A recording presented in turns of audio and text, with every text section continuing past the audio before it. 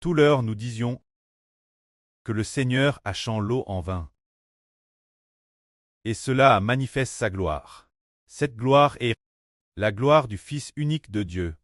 Cela montre qu'il est vraiment le Seigneur créateur de toutes choses, l'origine. Nous n'avons jamais entendu dire qu'un homme puisse changer l'eau en vin. Il a demandé aux gens de remplir les jarres d'eau. Et par une parole du Seigneur, c'est devenu du vin. C'est quelque chose dont on n'avait jamais entendu parler. Ensuite, le Seigneur, avec sa MRR, ainsi que ses disciples, ses frères et ses sœurs, on quitte cette ville de Sichar où l'eau est devenue du vin. Ils sont arrivés à Jérusalem, car la paix que t'es à leurs proches. C'est ainsi, après ce que le Seigneur a changé l'eau en vin, il est venu à Jérusalem. Alors quand il est monté à Jérusalem, il a vu beaucoup de mauvaises choses. Le Seigneur Jésus-Christ a vu que des gens se trouvaient dans les parvis du temple de Dieu Jérusalem. En train de faire du commerce, il y avait des marchands, des changeurs de monnaie, des vendeurs de colombes, des vendeurs de buffles et de brebis. Nous comprenons. Quoi sert le lieu du temple? C'est pour offrir des sacrifices, et ces sacrifices correspondent aujourd'hui la prière, l'adoration, la louange, mais ils s'en servaient pour faire du commerce. Alors, le Seigneur Jésus-Christ a tétérès en colre. Le Seigneur a immédiatement renverse les tables des changeurs de monnaie. Il a aussi utilisé une corde comme un fouet pour chasser continuellement les buffles et les brebis. Ensuite, il a renversé les sièges des vendeurs de colombes. Puis il leur a dit, « Enlevez cela d'ici. Ne faites pas de la maison de mon preux une maison de trafic. » Ce moment-là, les disciples ont vu le Seigneur renverser ces choses avec tant de colère. Et quand il a fait partir ses buffles et brebis du temple, les disciples du Seigneur ont vu. Ils ont vu comment le Seigneur Jésus craignait Dieu. Était si zl pour le temple de Dieu. Ils se sont alors souvenus d'un verset de l'Écriture. En fait, ce verset prophétisait que le Fils de Dieu se soucierait normalement du temple de Dieu. Il dit ceci.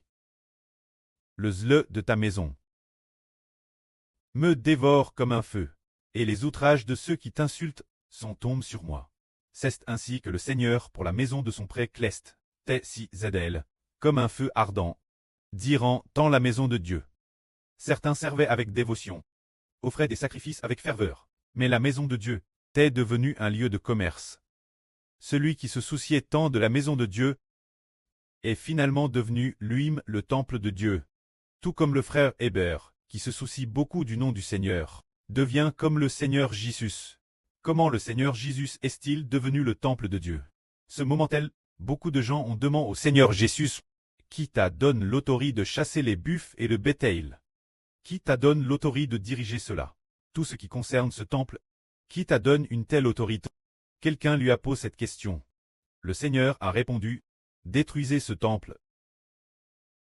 Et en 3 jours, je le releverai. Alors, les Juifs répondirent, il a fallu 46 ans pour bâtir ce temple. Et toi, tu le releverais en 3 jours. En fait, le Seigneur Jésus disait, détruisez ce temple. Et en 3 jours, je le releverai. Cela signifie que, si vous me tuez, je ressusciterai le 3e jour, car le Seigneur Jésus est le temple de Dieu. Le corps du Seigneur Jésus est le temple de Dieu. Puisque le corps du Seigneur Jésus est le temple de Dieu. Dieu habite en lui. Le Christ Seigneur en qui habite Dieu. A-t-il l'autorité de diriger ce temple, pour encher les gens dits faire du commerce?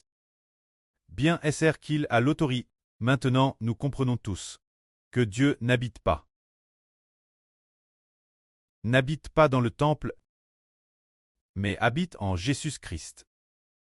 Afin que tous ceux qui sont au nom de Jésus-Christ voient leur prière parvenir Dieu. Car Jésus est le temple de Dieu. Au nom de Jésus, nous prions, et le prêtre nous exauce. Alors si nous allons au temple de Jérusalem au Moyen-Orient, pour prier, Dieu ne coûtera pas. Car ce ne sont que des choses de l'Ancien Testament. Et maintenant le temple n'existe plus. Le temple de l'Ancien Testament a disparu. Afin que les yeux des hommes puissent voir que Jésus est le véritable temple de Dieu, pour que tous ceux qui croient au nom de Jésus voient Dieu exaucer leurs prières. Que la gloire soit auprès et au Seigneur. Amen.